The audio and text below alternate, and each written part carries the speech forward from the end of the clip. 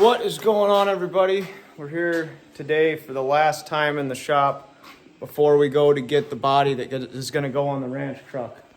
So, a couple things. We got everything loaded up. The four-wheeler I'm taking to my dad, and really praying that everything goes smooth. Got a truck rented to drive out there with everything, and then we're going to drive back. Right now, the truck's up at the house, but this is the ranch truck before we go get the body. I've kind of been at a standstill on this project for a little while, just trying to make some extra money. Got some packages that have not been opened over here. As you can see, a couple things, 3 things. I haven't opened any packages for that just because there's other things that need to get done before those can go on, but just anticipating headed out about an hour now. We're gonna take off, but really be curious how things go. It's about 1,200 miles, so it'll be about 24-ish hours. And this right here is a picture of that truck.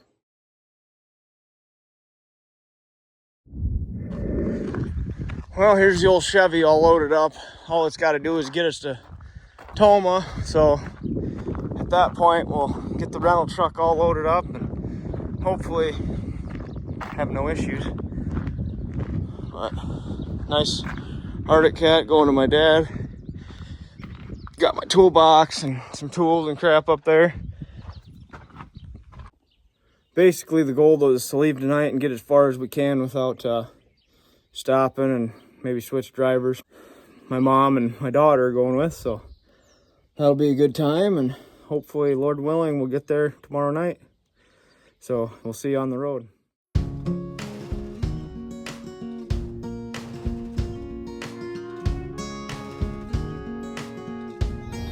All right, we're here in the middle of Michigan.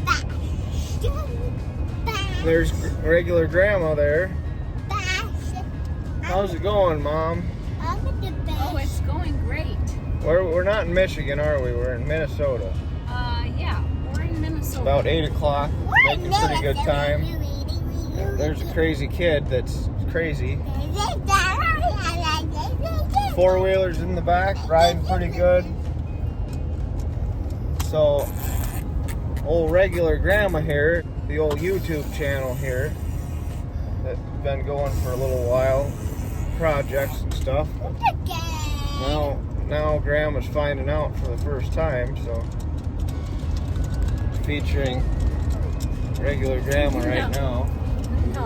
Huh? Well, she'll talk later, right? She's pretty tired right now, ready for a nap, but we'll get a hold of her tomorrow morning and see how things are going. Well, good morning, everybody. Haven't given much of a trip update, but we made it to Rawlings. Just adjusted the straps and everything. Riding pretty good, and it's a beautiful day here. Well, probably in the mid-50s, but beautiful day. Good drive. Here at the Maverick, gonna grab some gas and some food. Back on. Good morning, everybody. Made it to Nevada, got back to the ranch, and here we are. There's the truck we're gonna try to get fixed today. Step 1 is gonna try to be to get the front lifted up, get it out of the rose bushes because it's pretty thorny. Got a charger on it. Yeah, it's on blocks. Power steering pump sitting over there. But hoping everything gets figured out. We're gonna try to lift the front with the backhoe maybe or something, and oh yeah, the joys of things you haven't seen for years. Truck's not in horrible shape, but a little rust here and there. Good thing is it's not Wisconsin, so just surface rust. Well, see what happens.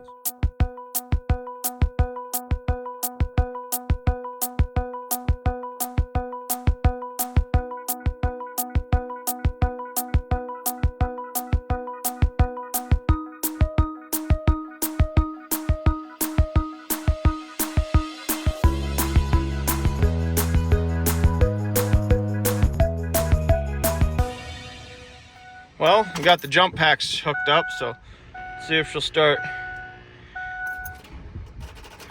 Nope. Deal really is I honestly don't know if this battery is even still good. Probably could use a cleaning on that connection. Well, I guess what we're gonna do here is hook up the jumper cables, bring the backhoe over and see if we can get her jump started. I don't know, this battery might be toast.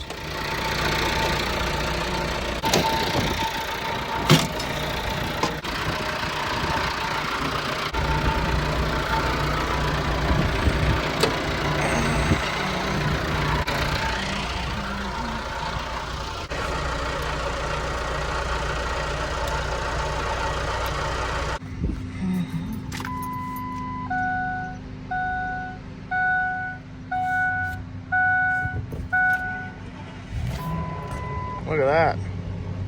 Fired right up. Can't believe it. See if we can muscle this thing over to the shop where we got some shade. There we can work on a little easier over here. I do want to get the same tires on the front.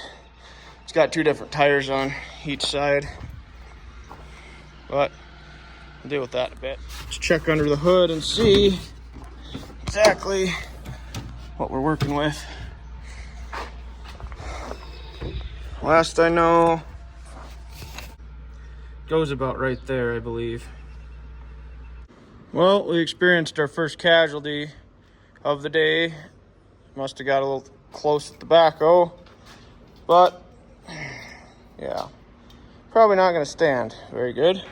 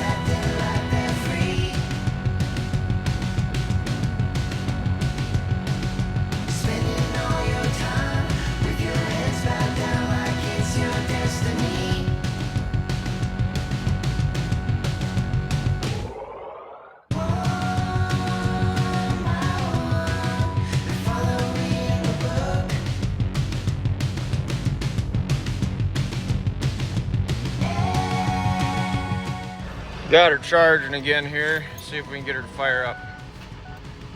I guess we'll have to get that jumps pack out. Oh guys, a quick update. I got the truck started and the AC compressor's locked up and I don't have snap rings to take apart the clutch and stuff, so I got that pulled out right there on the floor along with the battery, which just doesn't seem to be taking a good charge, so gonna get those things replaced. And it's only 100 miles to town from where I used to grow up here in Nevada, so it'll be a blast. I'm on my way to town right now. We'll let you know how it goes when we get there.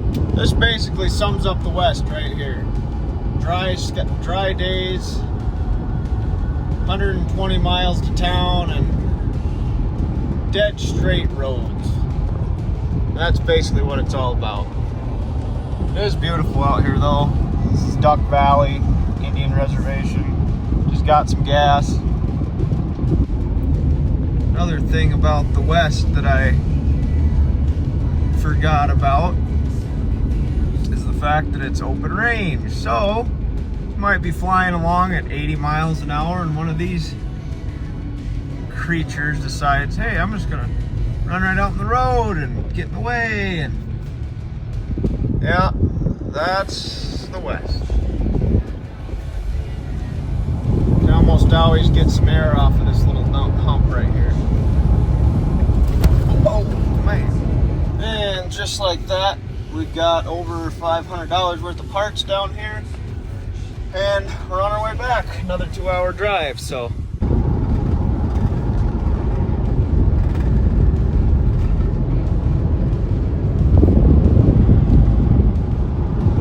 it's pretty impressive how fertile this Snake River Valley is. Got their first cutting alfalfa down right there. Most places, even back in Wisconsin, we got hardly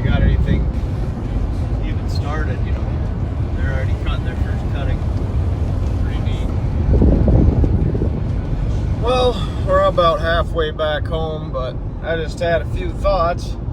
If you guys were ever driving on this here Highway 51 between Bruno and Oahe, Nevada, you've been along this stretch and seen how the road just has a weird kink in it right here.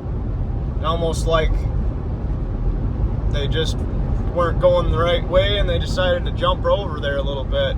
You know, the road's dead straight both ways until here. But I have thought about this most of my young life as I've been driving, and turn this way, get her back straight. And I have a theory about that.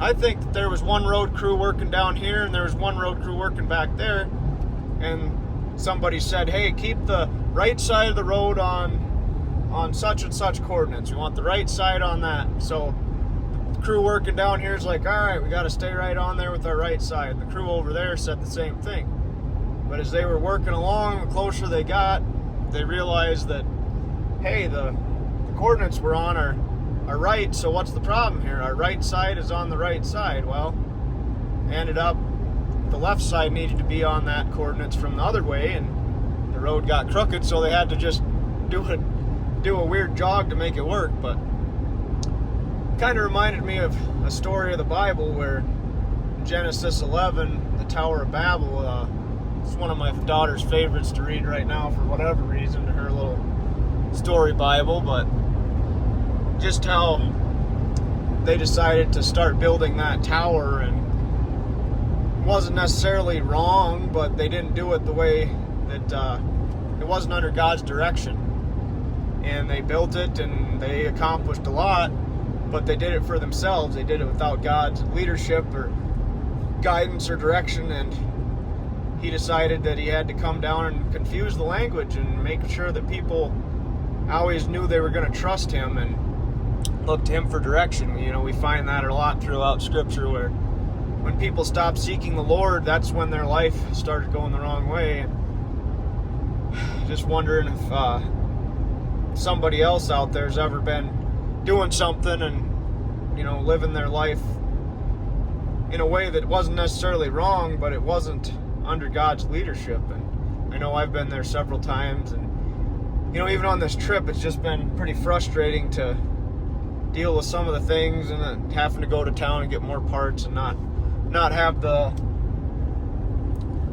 right stuff, and more going wrong than what I thought. But you know, in the midst of that frustration, God has been gracious, and he's showed me, you know, things aren't always going to be the way we hope, and just keep trusting and looking to him the way that we're supposed to.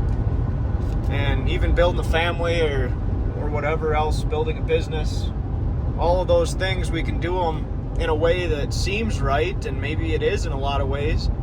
But if it's not founded on the cornerstone of Christ, which the cornerstone is what the rest of the building is built off of, it's set to keep everything else in line. Just like that road, it somewhere along the line, somebody got confused, and they didn't quite keep everything the way it was supposed to be. Maybe they thought it was right and it looked right and it made sense, but that's the way that our spiritual lives can get sometimes. We don't always think of all the things that God does, and he lays those out for us in his word to be applied and gives us that blueprint. It's just some thoughts from driving here. We'll see what happens when I get home. I guess daughter's not feeling too well, so I don't know if I'll get everything put on tonight or not, but just enjoying the long drive.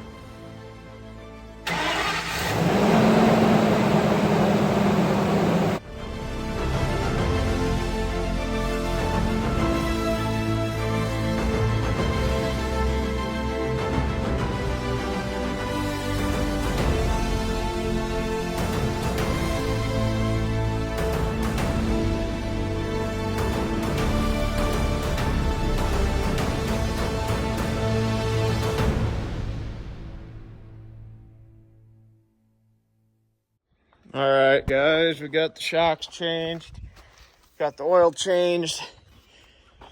Need to rotate the tires. We'll do that in a little bit.